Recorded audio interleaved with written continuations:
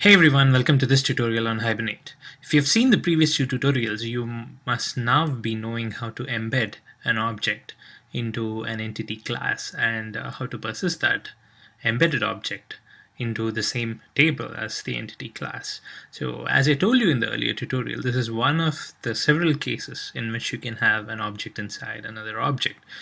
In this tutorial, we're going to look at we're going to go one step further. We're going to look at a slightly more complicated scenario, and in this case, I have okay. In the previous tutorial, we had an address object, right? So this was the object that we had, and we had embedded this object into my user entity class here. I have actually removed it because I'm going to do something else in this tutorial, but in an earlier tutorial we had an instance of the address object in our user details class.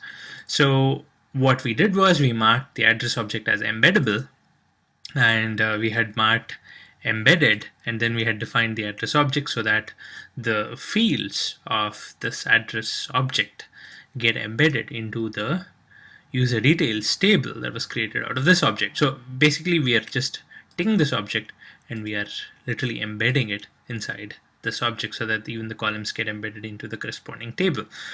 Now in this tutorial we're going to look at we're going to take it a step further. Now what if instead of a single object or a fixed set of objects, we also tried adding two objects in the previous tutorial. We had two instances of the address. Well, that's fine, but what if I need a collection? What if I do not know how many address objects I need, and I want a collection to be a member variable of this user details class? How would I handle that? The use case that I have is I want to keep track of all the addresses that this particular user has lived in over the years. So I might have a list of addresses, and I don't know how many addresses they're going to be, so I cannot instantiate them statically. Now, we can have collections, and Hibernate does provide support for that, but let's take a minute to think how this would work. If it's a fixed number of objects, well, it makes sense. We can have a fixed number of columns for those objects. Say, for example, in the previous tutorial, we had a home address and an office address. So we had separate columns for the home address and separate columns for the office address in our table. And once that's created, that would do. We can store the home address and the office address for each user. But now, when I do not know how many address objects I'll be having, I could have 1, I could have 0, I could have 100. Now, how do I handle that? Well, obviously, how would you handle it when you would design the table?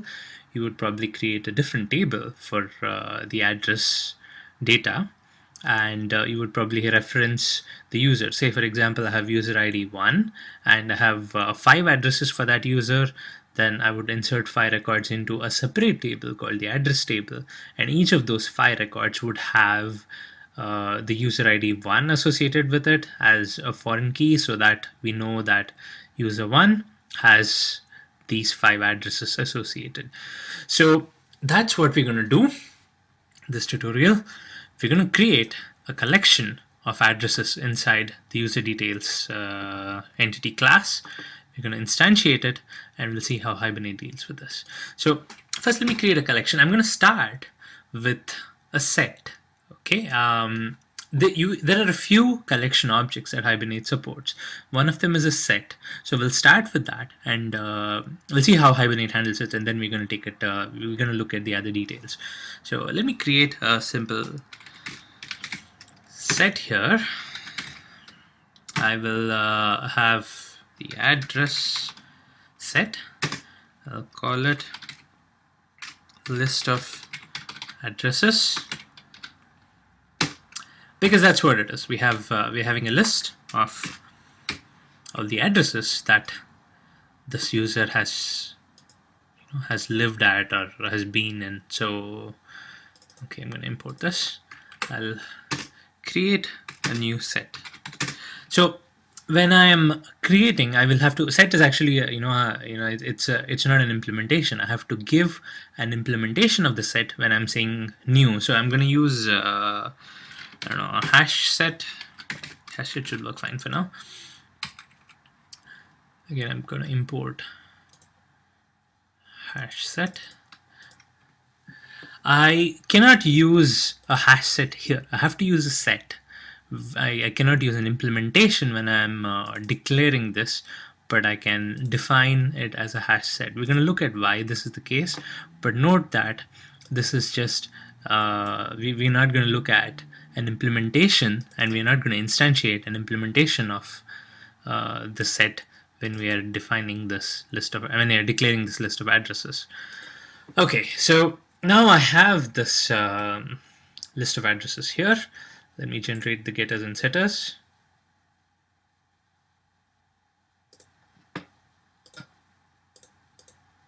Okay, that's done. Save. Now all I have to do is feed in those values in my Hibernate test and see what happens. So I have this first user, no other details here.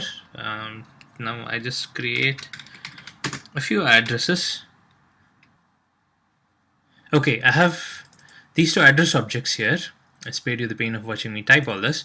So I have just initialized a few values here, and I will be having a hash set that will store these two address objects now. So the hash set I have already defined over here.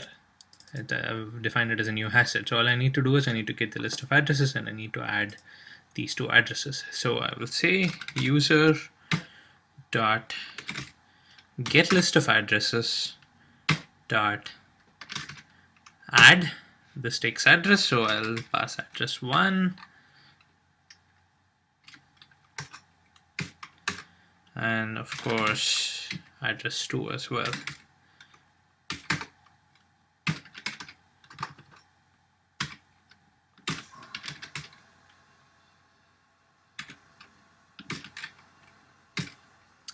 Okay, so now we have the addresses added to this list of addresses set, and we are ready to save this. Now save is already happening. I have this session factory session, everything code is as it was before.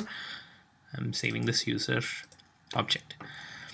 Now there is this annotation that I need to make for Hibernate to know that this is actually to be treated as a list, and I want this list to be saved.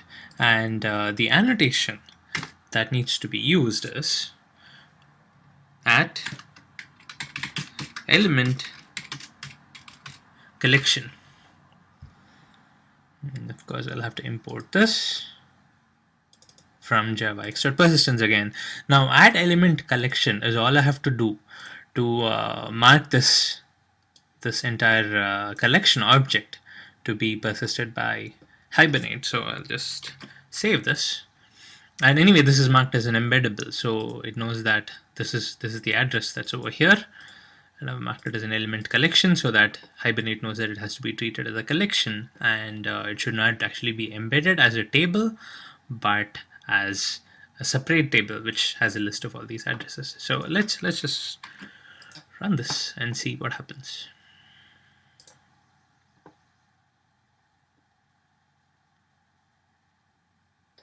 Okay, now look at the insert statements. First it's inserted the user data into the user details table.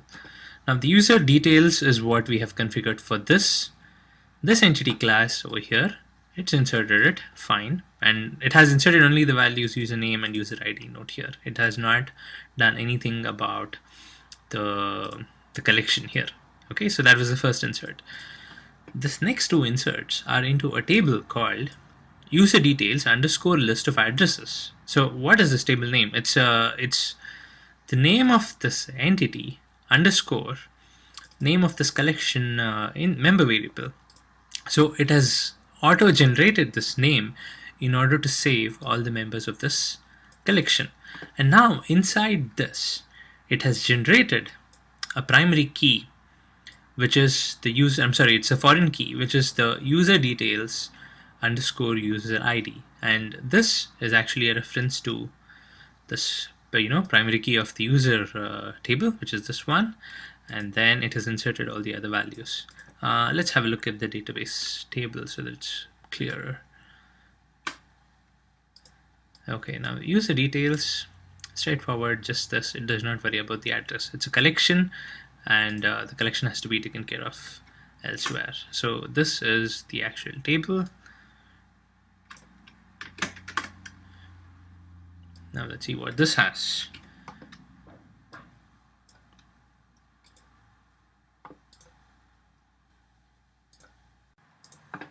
This is odd.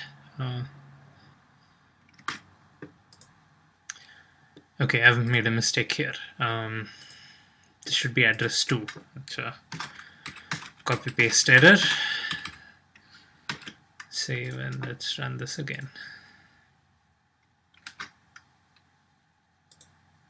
There you go. So both the records are inserted into this user details underscore list of addresses table. So to summarize, I have a user details entity class, and that entity class has a collection. The collection happens to be a set here, and I have annotated that as element collection. And I have also defined the collection class here, the actual class which is a member of that collection, which is the address. Now the idea is that I can have multiple addresses, a collection of addresses for every user entity. Now how does Hibernate deal with it? Hibernate takes this the actual entity object, and it creates a record for that entity object in the entity table, and then it looks at how many addresses are there for this user class. So whatever is the size of the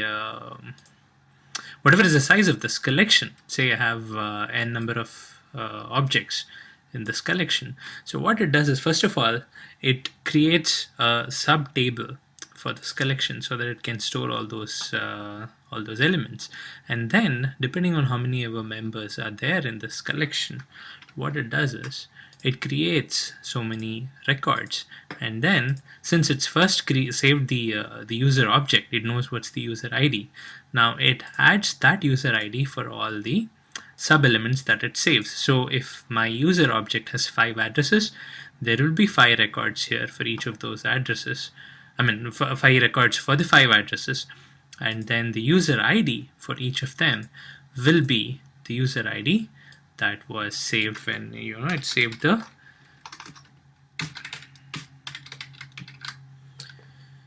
user details, which is this ID. So it saves this ID for all of those addresses. So that's how Hibernate makes the link between all the addresses and the main entity. So this is one of the ways in which Hibernate can save collections. So we're going to look at some of the implications of this collection in the next tutorial.